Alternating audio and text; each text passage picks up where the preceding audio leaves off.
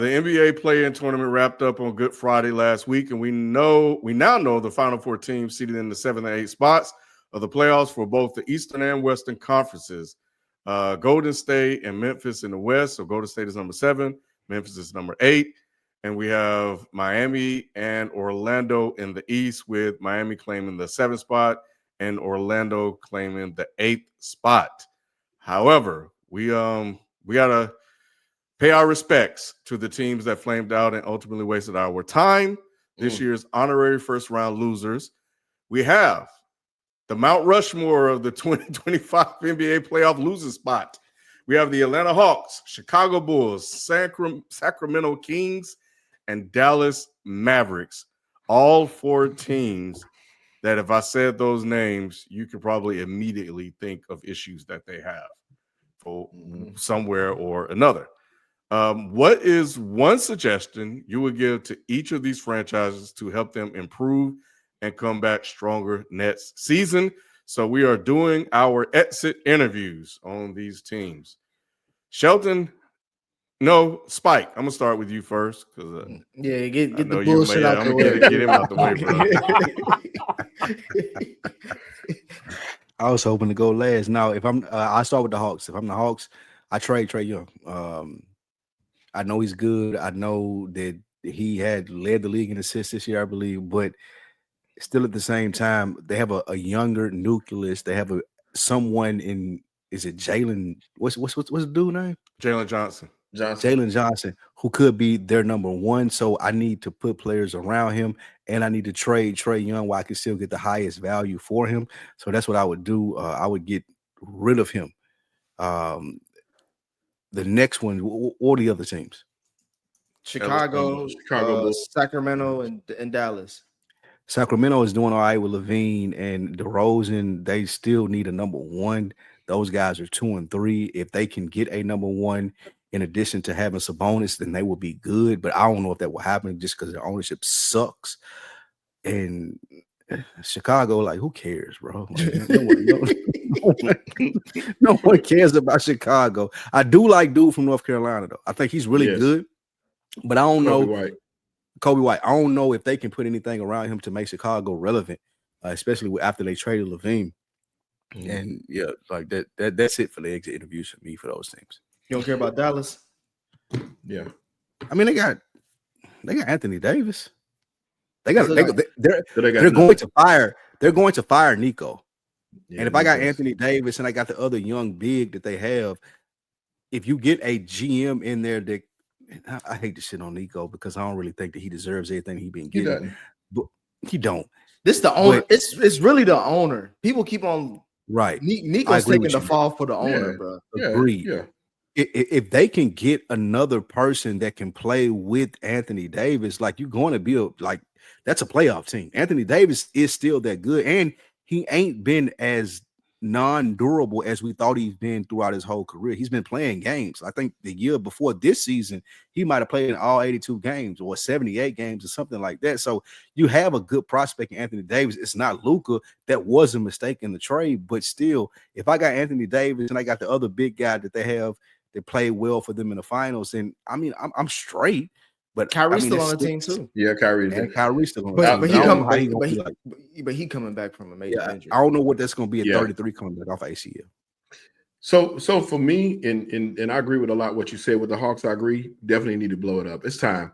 The Hawks have been here before where they're stuck in purgatory, where you're winning enough games to make it to the play-in and the playoffs, but you're not winning enough games to get out of the first round. So they're going to be stuck right there, and you can't get a draft pick to kind of advance your team. So they're just kind of stuck in the middle. I agree. It's time to move on from Trae and get a King's ransom for him. You get a lot more than what you would if you wait. So build around Dyson Daniels and Johnson. Build around those two and figure it out at this point. As far as Sacramento goes, same story with them. And I think they really just need a point guard. You got to replace De'Aaron Fox. Losing him was huge because you had your 1-2 punch. But you're going to have to figure something out, either in free agency or trade. But you need a point guard on that team that can kind of be a catalyst to kind of get the ball to those guys. But we know what Zach LaVine and DeRozan have done. We saw it on that list. I saw it when it came out, too, how they been kicked out in the play-in, 4 times in a row, something like that? 3 times. Something crazy. Oh, yeah, they had the 3-peat. So, get them a point guard in there to help them out. And you build around Sabonis and the point guard again, like you did and you got 2 bona fide veterans to, that should work at that point. But I don't know who that answer is. I'm gonna have to think on that one, but you need a point guard there. So Shelton, hold on real quick. I'm gonna add into what I just saw about Sacramento. So I don't know if you saw, but Jeremy Lamb has been dating Reva Van de I can't even say his name, but the owner's daughter. And ever since he started dating the owner's daughter, he has been having a say in a lot of the personnel decisions. And that was part of De'Aaron Fox asking for a trade, because he was like, I need clarity as to who's actually steering the ship. And now Domantas Sabonis is actually asking those same questions. So we could see a Domantas trade in the offseason or in the early beginning of next season. So I think the Kings are just going to blow it up, mainly because they're inept. So I don't know if they're going to be able to build around Domantas. I still hope so. I hope they do. I don't think that they are as far off as some of the other teams. When we look at the Chicago Bulls, I like the young core. I like Kobe. I like what Kobe does. That team is tough. They should have played it. They were playing good down the stretch. I believe Chicago would have made it in the playoffs and made a little noise. I ain't saying they were going to win the first round, but I thought they'd be a challenge in the first round, if nothing else. So they let me down in that play-in game. They really, really, really did with the Heat. The Heat just blasted them. So I wasn't expecting that whatsoever. I thought Giddey and White would play well together, but it didn't work out. So for them, I think, you get a season under their belt together, and we can see how that works. As far as Dallas goes, I agree with everything that Lou said. We know that Nico is a scapegoat. I guarantee you Nico has been paid handsomely for that under the table. I guarantee you he has. And that's a league move. I don't care what nobody says. There's no other reason to make that trade. But you hope that you get everybody back healthy. You hope so. That's the biggest thing. You got a nice core of players to move forward if everybody can come back. But that's a big if. And we'll just see what the payoff is for what they did, because they're going to get something. For you, I was going to ask FIFO to catch him up. We doing exit interviews. What's one thing that you will do for each of the playing teams that lost to help improve for next year? We got Atlanta, Sacramento, Chicago, and Dallas. Atlanta, I don't disagree at this point. Blow it up. Trey is nice, but Trey got to be your second or third best player if you're going to have a championship level squad. And right now he's been your best player since he's been there. And that's an issue. And here's the thing. Dyson Daniels, I really like him. To me, an upgrade from Hunter and the white boy that eventually got moved to Chicago. I can't think of his name. Red hair. Huter. So they just got to blow it up, see what you can get. And here's the thing, Shelton, they got the number 1 pick in the wrong draft. If they would have got it in this draft, you know what I'm saying? Now you pair Cooper Flag with Trae Young, then I say, hey, give me a couple of more mango seasons with that. In terms of the Sacramento Kings, in my opinion, you already started the process of blowing it up with De'Aaron Fox. Continue the process and move on from DeMar DeRozan and Zach LaVine. You saw what that looked like in Chicago. I don't understand why you thought that would make any difference in the West. So get what you can for those 2 guys as well. Blow it up in Sacramento. Who are the other 2 teams? Chicago and Dallas. Dallas is really about health. I also saw this story amidst Nico Harrison and, obviously everything that you said, Shelton. I don't disagree. But there's also been another underlying thing where Nico, like yes men. So the training staff, the person that he hired didn't have certain qualifications and certifications to be an NBA trainer, but he hired him anyway. And, I can't remember the player's name, but there was a player that they were trying to rush back from an ankle injury. And when that player got outside, advice, they were saying he needed to stay out 6 to 8 weeks because it was actually a fracture and not a high ankle sprain as the person that Nico hired. Also, that That sounds like a smear campaign, people. Well, not well, because also you look at They hating on the black man. Nah. You look at Luka, he had his own training staff as well, and that was part of what Nico didn't like. You know what I'm saying? So it is what it is. You could look into it if you want. And then what was the last squad, Nick? Dallas. I mean, not Dallas, Chicago. Chicago. I agree with Shelton. I like the core. You just got to keep building. Like you're right there. Kobe White for the last couple of seasons has been bubbling. I think next year should be the year that he establishes himself as a starting point guard of the league, a legit starting point guard in the league. I like Josh Giddey. I like the other tall European cat that they got. I don't remember his name, but I know he got hella game. He got bounced for a white boy too. So I like what they got going on. Maybe they need to move on from Vucevic and just continue to get younger. But I would say just study the course for the Bulls. Real quick, blow it up for Atlanta, blow it up for Sacramento. Keep the same for Dallas for one more season. In Chicago, I really don't even know what to do with Chicago. You can't really blow it up, so ain't shit to blow up in that motherfucker. They already did. I'm just saying, that's what I'm saying. Like what they're doing, I guess just you got to study the course. Exactly. It's just early. That's the same thing I would say for Dallas and Chicago. Like just study the course until next season. Mm-hmm. Dallas has a chance to work. Only if Kyrie comes back. If Kyrie comes, the only reason I'm not worried about Kyrie is because Kyrie's game is not predicated on his athleticism. It's based off his smarts. But his quickness. I don't think he'll lose his quickness. I think if anything, it'll hurt his athleticism, but his quickness will still be there, I think. I would think anyway. I don't know if he can stop on you know what I'm saying? Like him stopping on a dime, him doing he does a lot of movement without being athletic. So I don't know. And he's 30 plus too. Like Kyrie old. He ain't young. Yeah. What about you, Ken? With Dallas, I think it's a little bit darker than what you're saying, Shelton, in terms of a league-wide conspiracy and making Luka go over there.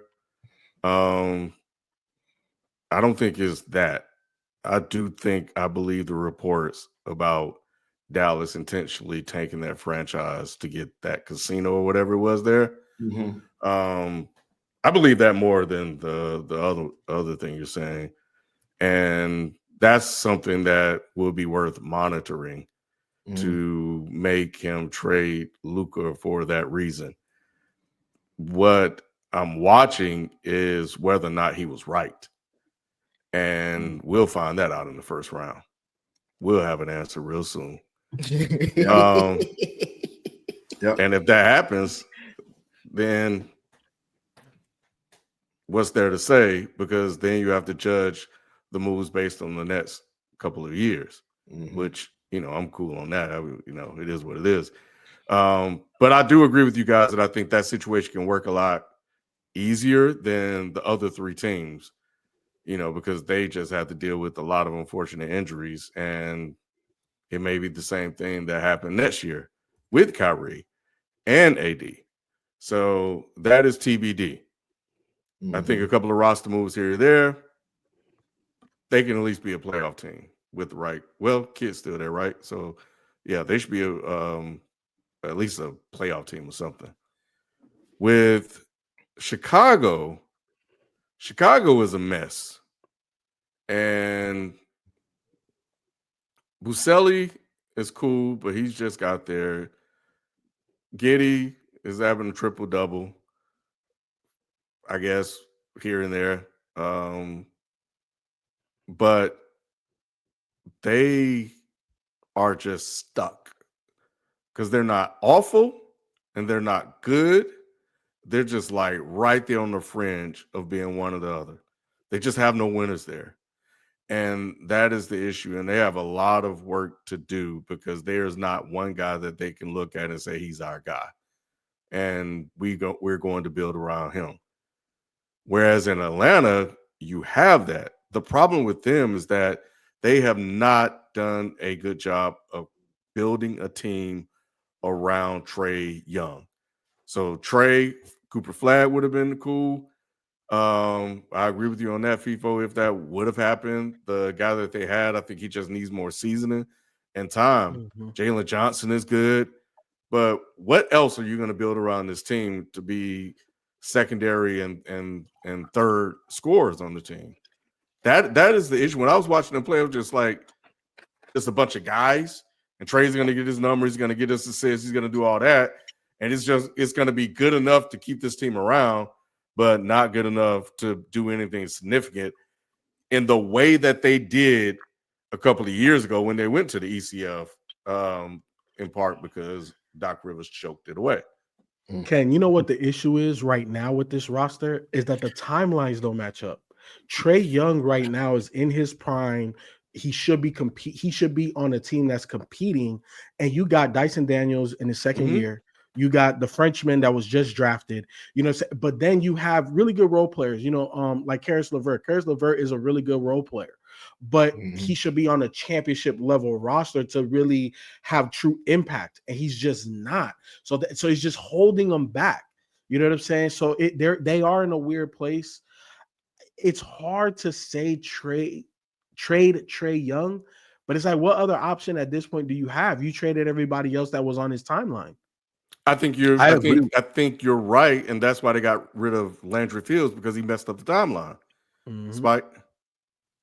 I was gonna say I agree with FIFO, but does that speak to Trae Young's ability to being a true number one? If you have these young players who are good, you got a defensive player of the year nominee. We got Jalen Johnson, who we were talking about, or whatever his name is, that we were talking about, who is clearly a number two at least talent, and Trae Young can't get them over the hump. Because there are other issues going on there that he can't overcome. He's a small point guard. Jalen Johnson will play well, then he'll get hurt. And FIFO, you're right. When I was looking at this team play and I saw Caris LeVert, that's when I was like, oh, they got some issues in terms of roster construction, because he ain't a guy you just bring in.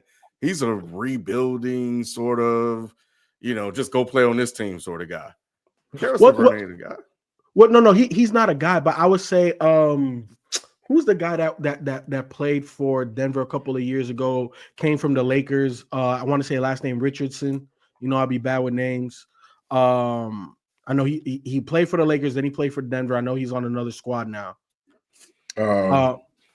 What's his name? But he's like that, Ken. You look for the Detroit Pistons, like somebody like Tim Hardaway. He's a guy that can give you 10 points one game, 20. You talk about Caldwell Pope? Yes, Contavious Caldwell Pope. Thank you. Yeah. Like he's like a KCP type of guy. Yeah, you know what I'm saying? That's my point. Yeah, he's not ready. He's not to be on a team like this. No, he's not. He's not the type of player you put on a rebuilding team. He's the type of player that is going to contribute to wins, and the Hawks just aren't there. So that's why when I look at this roster, I agree with you, Ken. It's just a hodgepodge. You got a superstar point guard, and then you got these other guys that fill a need, but they're not ready to really take on that mantle just yet, right? And then you got the guys that you would want to fill out a roster that are going to be super solid vets. And it's like, it don't work. It don't work. And then the crazy part about it is, if you trade Trae Young, what do you get in return? Right. And does that really reset the Atlanta Hawks in a positive way? Because think about this. We haven't had a great Hawk drafted by the Hawks since, and I know this is going to sound crazy, me calling him great, but Josh Smith and Dominique Wilkins. Those was like literally the last two. That's crazy. And to trade Trae, which I disagree with trading Trae, but I understand the sentiment of people saying that. But to do that, you have to look at Risharsh and Jalen Johnson and be like, okay, we got something with these guys and we can build around them. If you do not see that, then you got to keep Trae, because that's the only reason at least you're going to sell tickets. And he'll give you a hope of something. But the last team, the Kings, they're very, very dysfunctional. This has been documented throughout history. And with that little small blip of success, the dysfunction arrived again. And I mean, you had Fox and Sabonis. You had a team that's winning, and it seems like this team does not want to win, and they care more about other stuff than actually winning. And Vivek Ramaswamy, whatever his name is, Ranadive. Who? Vivek Ranadive. Ranadive. Okay. Oh, I was saying the other guy in politics. But yeah, when you got, as long as the management are in place, then that team will not be successful. And those are things that when it comes to the King, this is where you have to start looking at the management and holding them accountable for the things that they're doing to the team, and not just the team sucking. So yeah. Hey, Jalen, send Q a relevant background so we ain't got to look at that bullshit that he got. Hey, Tweez, yeah, them Euro names, bro. They be slapping the shit out of me. Came about 2 generations away from saying make basketball great. I don't know if you that far. I'm just saying we get to that point, bro. That's why we need Ant-Man to save us, boy. American shit.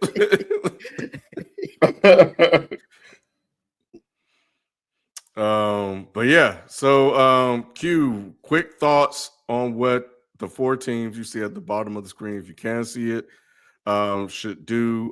Just one quick point for each one. So we got the Hawks, Dallas, Chicago, and the Kings. What should they do? Don't give a fuck about if you care. Dallas got to pray for Cooper Flag. Atlanta got to ship Trae Young out, preferably to Orlando or somewhere else. The Kings got to blow it up and admit defeat, trying to repeat the same mistake as Chicago by bringing in Levine and DeRozan it's just asinine. And then Chicago, I like Kobe White a lot. They just got to kind of blow it up, in my opinion, too, because I just don't see much there besides Kobe. And I do like, what's his name? I like the Euro guy. I think his name is the tall guy. I like Buzelis. Yeah. I fuck with him. He has a nice little spice to his game, but I would keep Kobe and keep Buzelis, but mostly everybody else can kind of. And Giddey, you gotta keep them 3. The rest of them cool. Everybody's expendable though, so you gotta move off.